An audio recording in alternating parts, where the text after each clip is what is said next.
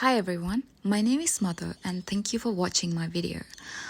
Today I'm going to be making a very simple vegan recipe. This is going to be a very simple soup with very minimal list of ingredients. So to start off, I'm just peeling out my sweet potato. Peeling is the least fun part of any cooking, so let me just jump through that. And I'm going to start chopping up this potato into a pretty large cubes. And I really like to remove, my preference is to remove the ends, so you can do that if you like. So chop up your sweet potatoes into big chunky pieces. And I do realize there are some birds tweaking in the background, but I left it in because it sounds very therapeutic. So hope you like it. If not, we'll change it next episode.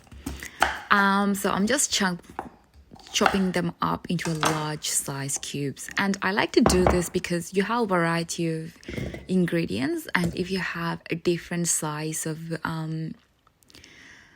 chopped up pieces, it really helps with the texture. And onto the zucchini. So I am again chopping up the zucchini into a large chunks, varying in sizes and different shape to the sweet potato. And I'm also going to be using a few pieces of broccoli in this recipe. Again, I love having a little bit of green in my food, so I thought this would really brighten up my soup and also give me some flavor profile. So I just wanted to clarify while chopping those up as well. This recipe is mine. I came up with it on my own when I was trying to try out different types of soups.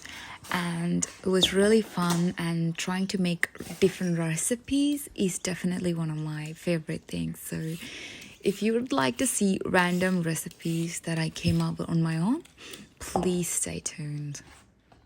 And if there is any type of vegetable or type of food that you would like me to experiment and come up with interesting flavor or ideas or try out cooking, please let me know in the comments and I'll get that going on the next video.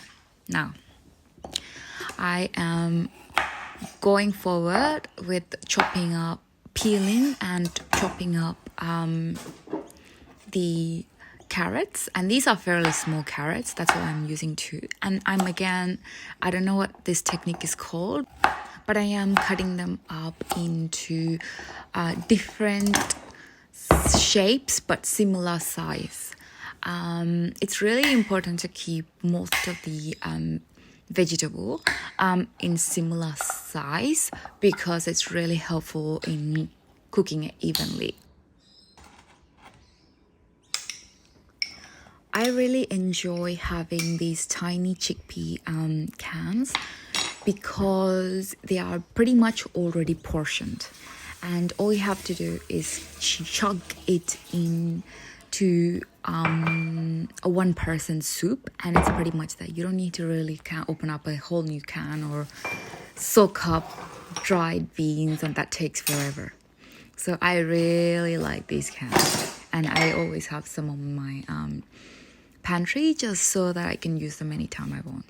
Alright, just cleaning up the board and onto the best ingredient ever in the planet. A garlic. I keep forgetting garlic, which is very weird. I have it all the time. Now, I'm just going to be chopping them up into tiny pieces. I would usually use a scraper to scrape them into tiny pieces. But chopping them up also works just the same. Because we're going to be boiling this as a soup, it's better that you do cut them up into tiny pieces unless you want chunks of garlic in your mouth.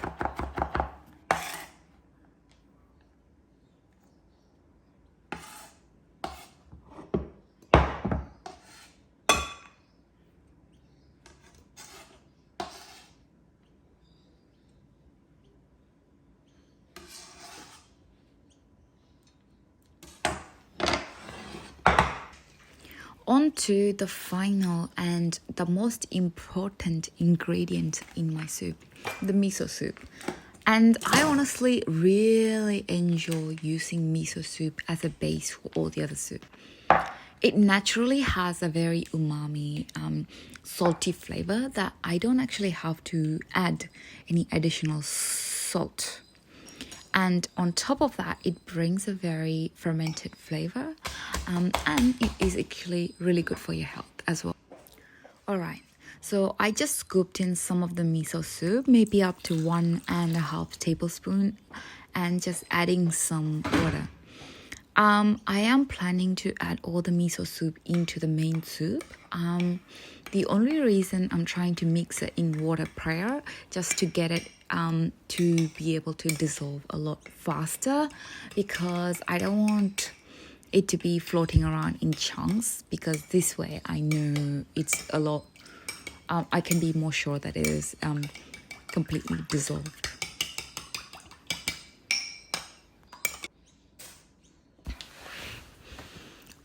Alright, so I'm just pouring all the miso soup mixture into the main soup mix. And just further getting all the miso mix left, because I'm going to be adding water into the soup anyway, this doesn't really matter.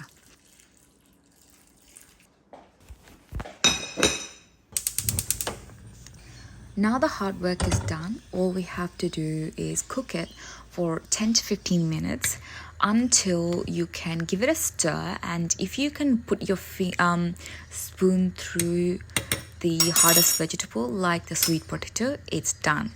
And it's ready to be taken off the stove and start plating up.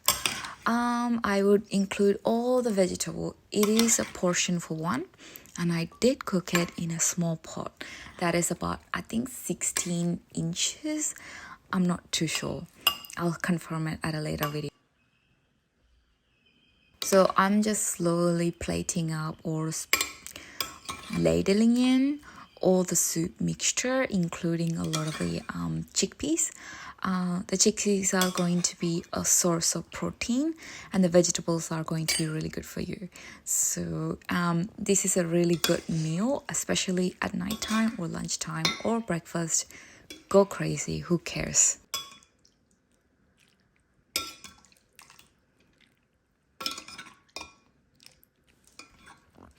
And this is my recipe for the vegan chickpea and miso soup. Thank you so much for watching. Please leave a comment below and like and subscribe. And if you have any thoughts on how I could improve this video, please do let me know.